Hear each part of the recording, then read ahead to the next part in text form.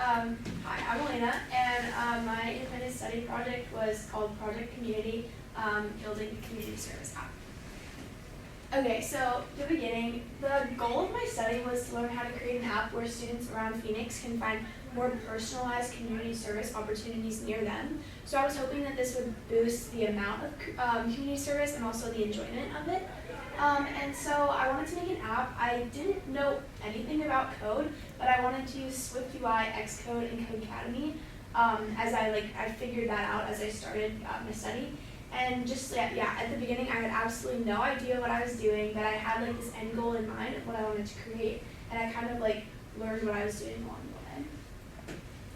way. Okay, so what did I learn? So over the course of my study, I completed 2 Codecademy SwiftUI courses. So these are online courses teaching me how to code.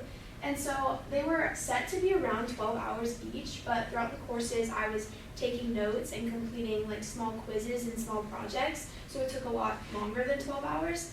And I wanted to take away from these 2 courses, I wanted to build a strong foundation of knowledge to use later when creating my application. And the first course was more learning how to code because I had no idea what I was doing. And the second course was taking that code and putting it into the app and actually creating the app with what I had learned. Okay, so what you're looking at here, this is an example of what my course looks like. So before this, I would have taken notes and done a lesson. And then on the left is this is a project, so it would give me instructions on the left. And this specific one, I made a little magic 8-ball, and I'm sure you guys know how a magic 8-ball works, but it would give me instructions, and I printed, this is where I wrote my code, and so I basically coded it to give different situations and different responses to it, how an 8-ball does, and then in the right, this is what it would print, so it prints without a doubt, or yes, no, whatever. So that was an example of one of my projects. Okay, and then also what I learned, in the second course I did, I created a much larger game project that I want to show. So this, can you see? Yeah, okay, so this is Xcode. This is what I use to create the apps. So with my course, they helped me create this, and it's a little game, and it asks you questions. Can you see that well enough? Should I make it bigger? So it asks you questions, and you can click the answer, and it'll say green, and then red, this one. And then it has the score at the end. So this was really fun. This is what I learned, and there's all of these different views, and they basically took me through this, taught me how to make basically make an app, because the game was a very beginning version of an app. Okay, and then I'll just open this so it'll load really fast. Okay.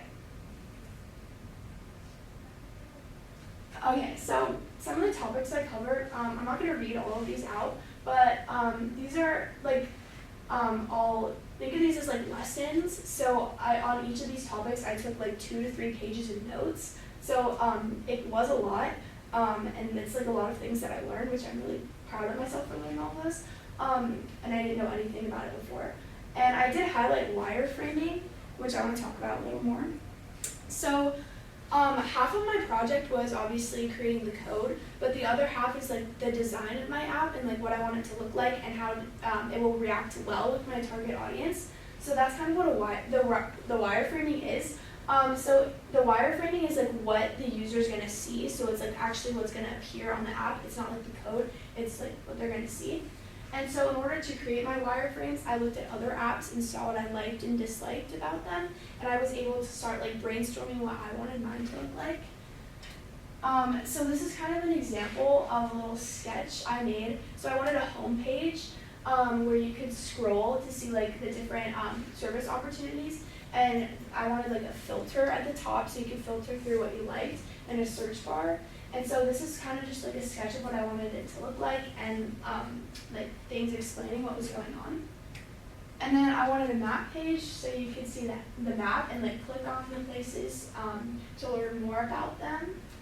And then I wanted a service page, which is like when you click on the map or you click on like one of the things on the homepage, it'll take you to this, and you can see like a description. And my hope is to actually like go visit these places and put in like a description of what I learned or what I did there, so it becomes a lot more personal and you get like a real experience. Okay, segue. So this is my app, and it's in its very early stages right now. Here, I can zoom in a little bit. Oh no. Okay, so this is the first. Okay, yeah. Here's the map.